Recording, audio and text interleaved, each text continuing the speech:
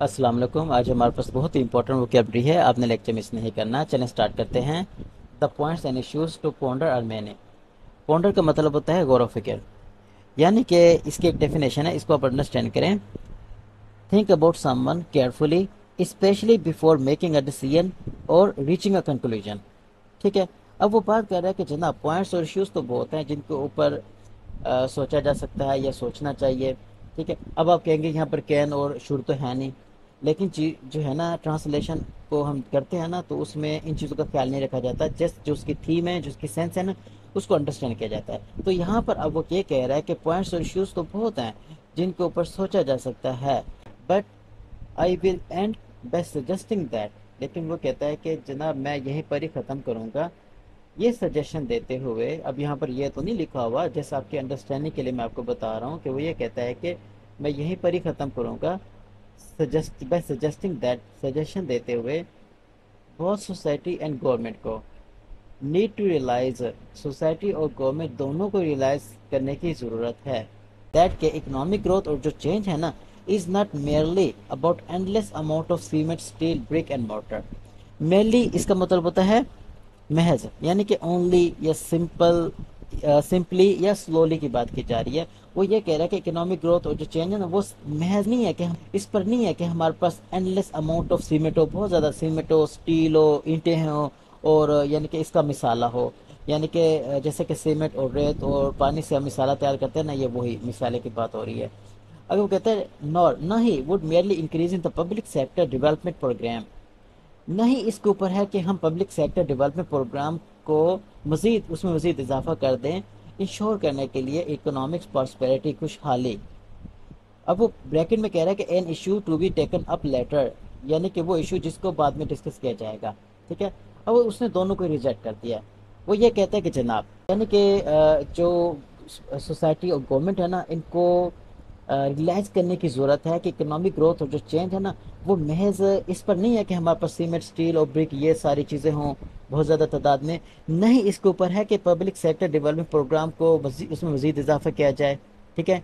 Ensure करने के लिए इकोनॉमिक्स प्रॉपर्टी, इन दोनों के ऊपर नहीं है, इन दोनों को उसने रिजेक्ट कर दिया। आगे वो कहता है breaking the cycle of economic backwardness.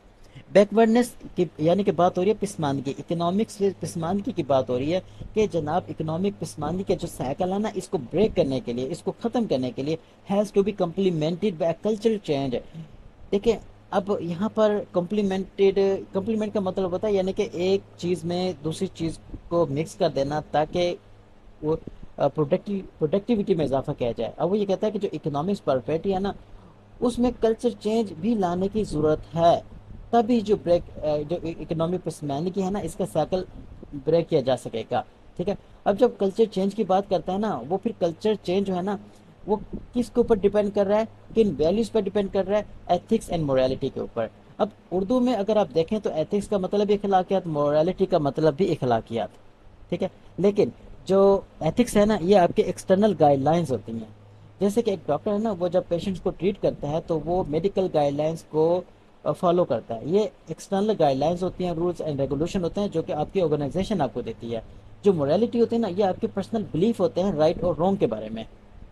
Yes, ये होता है आपका फ़र्क। वो कहता है जनाब आला, ये कल्चर चेंज की भी ज़रूरत है। ठीक है।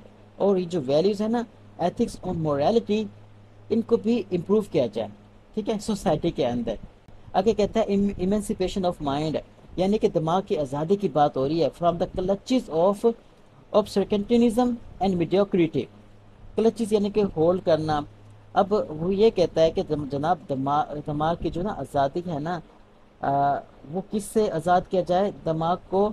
ये जो है ना, यानी कि ऑब्सर्टिज्म, इसका मतलब होता है तंग नज़री, एंड मेडियोक्रिटी इसका मतलब होता है एवरेज स्टैंडर्ड्स। यानी कि बात हो रही है free your thinking from ignorance, यानी कि जो आपके लो क्वालिटी आइडियाज़ हैं उनको, यानी कि दिमाग को उनसे आज़ाद किया जाए और तंग नज़री से भी आज़ाद किया जाए। ठीक है। इन तंग नज़री और जो लो क्वालिटी आइडियाज़ है ना, इन्होंने क्या किया है, दिमाग को कंट्रोल किया हुआ है। ओके हो गया। एक दफ़ा फिर देख लें कि जनाब जो इकोनॉमिक पिसमानगी है ना, इसको किस तरह से ख़त्म किया जा सकता है। इसको ख़त्म किया जा सकता है अगर जो इकोनॉमिक प्रॉस्पेरिटी है ना, उसमें हम कल्चर चेंज भी लें। यानी कि जो کلچرل اسپیکٹس ہے نا سوسائٹی کا، جو کہ ڈپینڈ کرتا ہے ایتھکس اور مورالٹی کے اوپر، ٹھیک ہے، اس کو انہانس کیا جائے، اس کو امپروو کیا جائے، ٹھیک ہے۔ ایتھکس اور مورالٹی ہم نے پہلے ڈیفائن کر دیا، اور ہمارا جو دماغ ہے نا اس کو بھی آزاد کیا جائے تنگ نظری سے اور لو کوالٹی آئیڈیاز سے، تبھی جا کر یہ اکنامکس پسماندگی ختم ہو سکے گی۔ اوکے، ہو گیا، چلیں ملتے ہیں نیکسٹ ویڈیو میں، تھینک یو۔